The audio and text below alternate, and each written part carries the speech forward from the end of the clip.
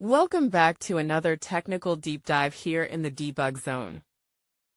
Today, we're tackling a big question and breaking it down with insights from other users. Hopefully this clears up some misconceptions and helps you get the answer you need. So buckle up, stay a little curious, and let's jump right in.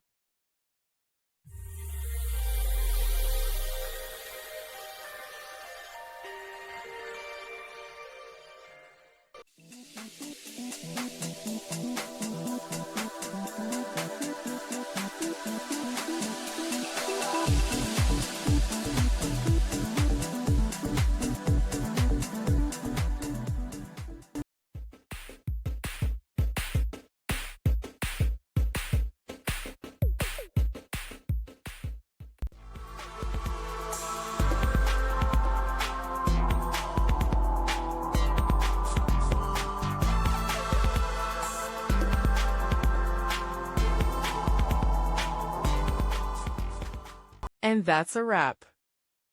I hope you found the answer you were looking for. If you did, take a second to hit that subscribe button. It really helps out. And let me know in the comments which solution worked best for you. See you next time in the debug zone.